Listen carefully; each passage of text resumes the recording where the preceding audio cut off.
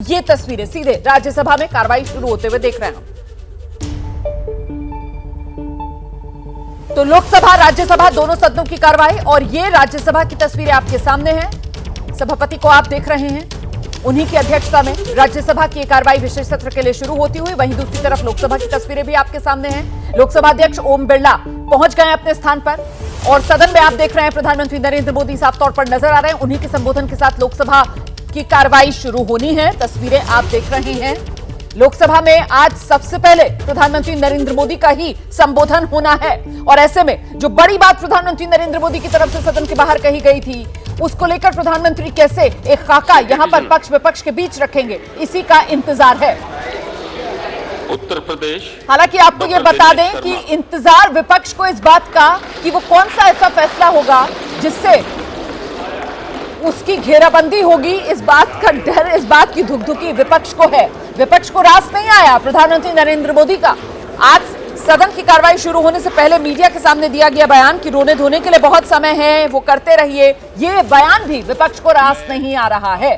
और इस सब के बीच अब सदन की कार्रवाई राज्यसभा में आप देख रहे हैं वहां पर शुरू हो गई है और लोकसभा में भी अब कार्रवाई शुरू होते हुए सुनते हैं जरा।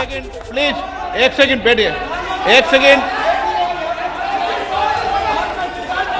एक मिनट, एक सेकंड प्लीज, एक सेकंड प्लीज, एक सेकंड प्लीज, एक प्लीज, प्लीज, प्लीज माननीय सदस्य, प्लीज,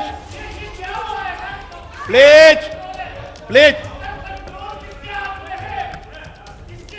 चुप। माननीय सदस्यगण एक minute please, please sit down, please sit down, please sit down. Control मेरे पास है, प्लीज सिट डाउन, प्लीज। ये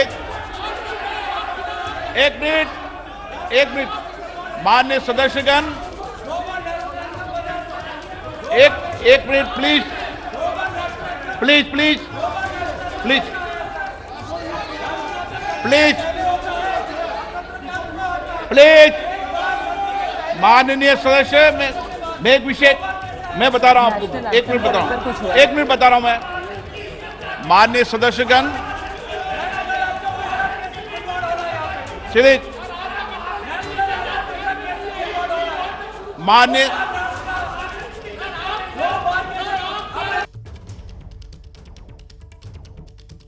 जो एक minute please, please, please, please, हाँ प्लीज बैठ, प्लीज बैठो, व्यवस्था दे रहा हूं, प्लीज बैठो, व्यवस्था दे रहा हूं मैं, प्लीज, प्लीज बैठिए, व्यवस्था दे रहा हूं, प्लीज। माननीय सदस्यगण, जो कुछ भी टेक्निकल चूक हुई है मैं उसकी जांच कराऊंगा। इसमें point okay, please,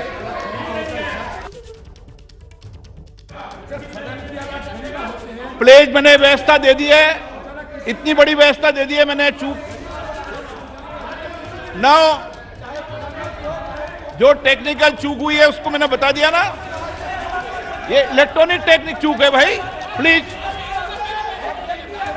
okay, please. अब क्या तरीका है? नो,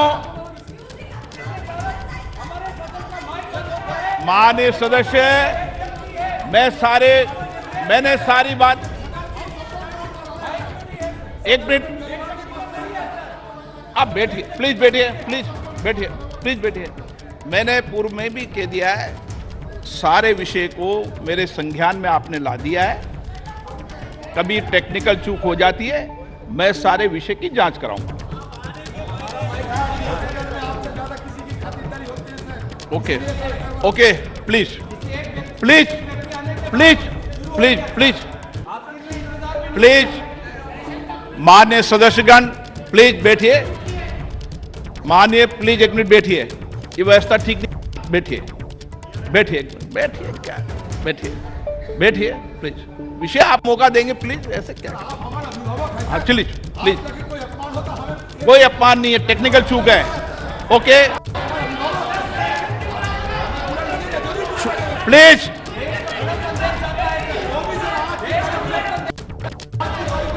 प्लीज प्लीज आप सदन के नेता ऐसे मत करिए। मैंने इतनी व्यवस्था दे दी। प्लीज प्लीज प्लीज माननीय सदस्यगण, नई दिल्ली में G20 शिखर सम्मेलन के सफल आयोजन के लिए पूरे देश को बधाई देते हुए मुझे बेहद खुशी है भरी है। इस आयोजन की सफलता ने प्रत्येक भारतीय को गर्व से भर दिया है। इसने वैश्विक स्तर पर देश की नेतृत्व की क्षमता को एक नया आयाम दिया है। मैं इस आयोजन को आम जनों का आयोजन बना देने की माननीय प्रधानमंत्री जी के विजन की सराहना करता हूं। भारत के सभी राज्यों और केंद्र शासित प्रदेशों के 60 शहरों में 200 से अधिक बैठकें हुई है, जो अभूतपूर्व है। दुनिया भर से आए 42 प्रतिनिधि मंडलों के साथ G20 नई दिल्ली लीडर समिट अपने आकार, भव्यता और प्रभाव में अभूतपूर्व था। इससे विश्व को भारत की विविधता, लोकतांत्रिक शक्ति और प्रतिभा को देखने का अवसर मिला है। भारत की G20 की अध्यक्षता आकांक्षी, कार्य उन्मुख, निर्णायक और जन केंद्रित रही है। G20 नेताओं के शिखर सम्मेलन में लिए गए निर्णय परिवर्तनकारी हैं और ये आने वाले दशकों में वैश्विक व्यवस्था को नया रूप देने में सहायक होंगे।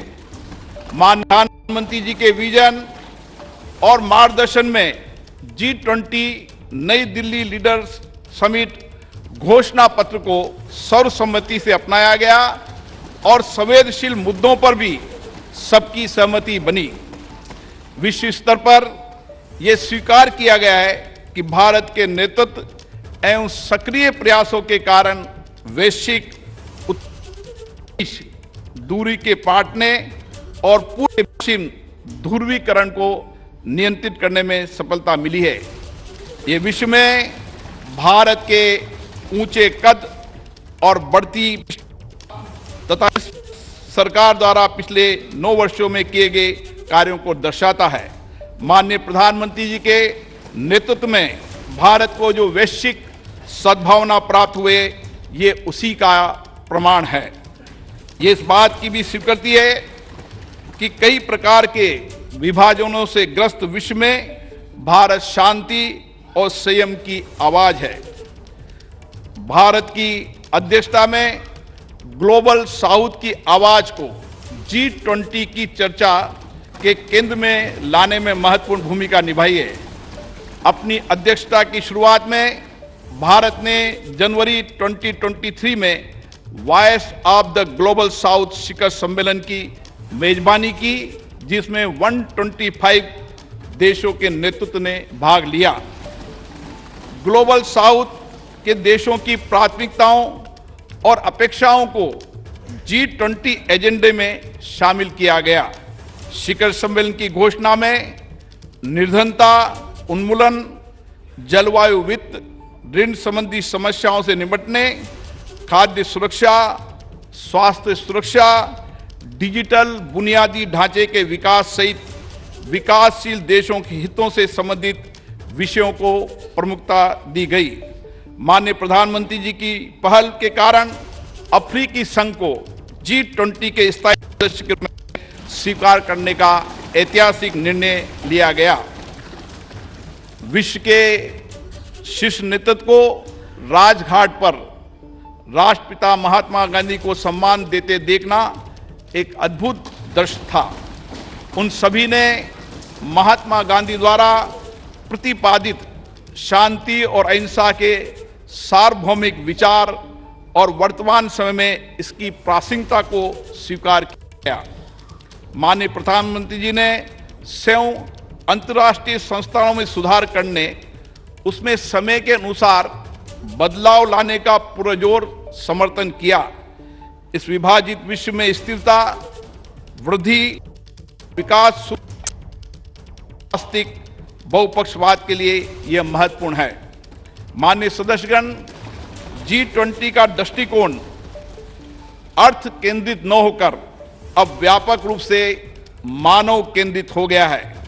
सतत विकास लक्ष्यों को साकार करने, अंतर्राष्ट्रीय वित्तीय संस्थानों में सुधार करने, डिजिटल सार्वजनिक बुनियादी ढांचे की स्थापना करने, हरित विकास समझौतों को प्रोत्साहित करने, नेतृत्व के विकास को प्रोत्साहित करने, डिजिटल स्वास्थ्य पर वैश्विक पहल करने, प्रारंभिक चिकित्सा की भूमिका को मान्यता दिए जाने जैसे को प्राथमिकता दी गई, वह सराहनीय है। परिणाम में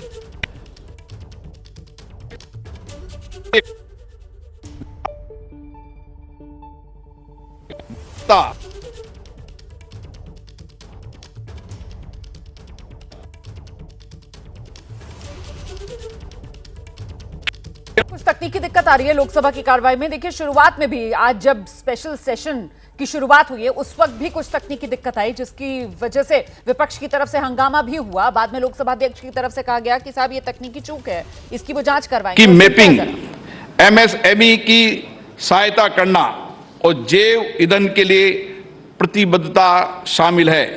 इनका लाभ पूरे देश को प्राप्त होगा। शिखर सम्मेलन के दौरान भारत मध्य पूर्व यूरोप आर्थिक कॉरिडोर और वैश्विक जैव ईंधन गठबंधन का शुभारंभ अत्यंत महत्वपूर्ण है। इन पहलों से एक कनेक्टेड भविष्य की नींव रखी गई है, जिसमें आगे भी भारत की महत्वपूर्ण भूमिका बनी रहेगी। पर्यावरण समर्थन के लिए लाइफ संबंधी उच्च स्तरीय सिद्धांतों को अंगीकृत किए जाने और जलवायु संबंधी लक्ष्यों को पूरा करने के लिए जलवायु वित्त और निवेश में बड़े पैमाने पर वृद्धि की आवश्यकता को विकसित देशों द्वारा स्वीकार किए जाने से इस क्षेत्र में भारत का नेतृत्व स्पष्ट रूप से प्रदर्शित हुआ है। भारत की अध्यक्षता में महिलाओं और आपदा जोखिम को कम किए जाने के बारे में G20 कार्य समूह के गठन के साथ साथ स्टार्टअप पर एक नए G20 की स्थापना के रूप में नई उपलब्धि दर्ज की गई है।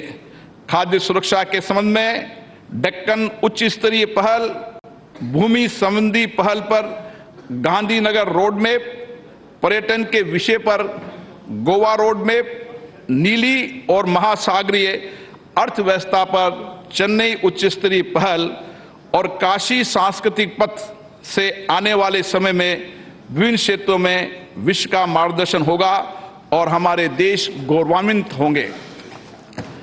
अगले माह हमारी संसद को हमारे G20 अध्यक्षता के क्रम में पार्लियामेंट P20 फोरम की मेजबानी करने का सम्मान मिलेगा। मैं इस प्रतिष्ठित सभा के प्रत्येक मान्य सदस्यों से अनुरोध करता हूं कि वे लोकतंत्र की जननी भारत की भूमि पर पूरे विश्व का स्वागत करने और वसुदेव कुटुंबकम, एक पृथ्वी एक परिवार एक भविष्य के मिशन को आगे बढ़ाने में शामिल हो। मुझे विश्वास है ये सभा इस ऐतिहासिक उपलब्धि पर माननीय प्रधानमंत्री जी के नेतृत्व की सराहना करने, भारत के लोगों को उत्साह बढ़ाने और सभी संगठनों और व्यक्तियों के योगदान को सराहना करने में मेरा साथ देगी। श्री सुनील कुमार सिंह,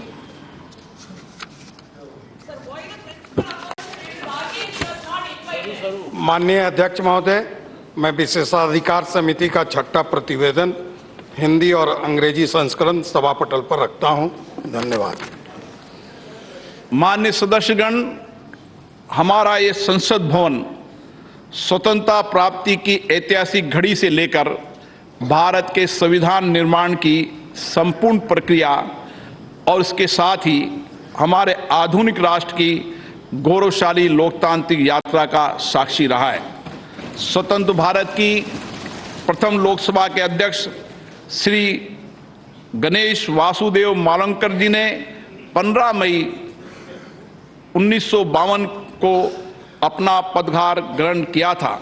देश की सर्वोच्च लोकतांत्रिक संस्था के प्रथम अध्यक्ष के रूप में उन्होंने नियम समिति, विशेषाधिकार समिति, कार्य मंत्रणा समिति सहित कई अन्य संसदीय समितियों की स्थापना की और सदन के अंदर उच्चतम परंपराओं की नींव रखी। इस सदन में अभी तक मेरे पूर्व 16 माननीय सदस्य अध्यक्ष सदन के आसन पर विराजमान हुए और उन सभी ने श्रेष्ठ परंपराएं स्थापित की है। माननीय सदस्यगण, इस कक्ष के माध्यम से अब तक 15 माननीय प्रधानमंत्रियों का नेतृत्व प्राप्त हुआ। उन सभी ने अपने विचारों और कार्यों से देश की दशा और दिशा तय की है। माननीय सदस्यगण, ये सदन संवाद संस्कृति का जीवंत प्रतीक रहा है। विभिन्न दलों के बीच सहमति असहमति के बीच पिछले 75 वर्षों में देश हित में सामूहिकता से निर्णय लिए गए। संसदीय विचार विमर्श की पद्धति से देश की जनता के जीवन में सामाजिक आर्थिक बदलाव के लिए कानून बनाए गए। आपदा और संकट के समय सदन ने एकजुटता और प्रतिबद्धता से उसका सामना किया। आज इस कक्ष में कार्रवाई का अंतिम दिन है। हमारे देश की लोकतांत्रिक यात्रा में इस भवन का योगदान अतुलनीय है। आज के बाद सदन की कार्रवाई नए भवन में संचालित होगी। हम नए भवन में नई आशाओं, नई उम्मीदों के साथ प्रवेश करेंगे। मुझे विश्वास है कि हमारी संसद के नए भवन में हमारा लोकतंत्र नई ऊंचाइयों को प्राप्त करेगा।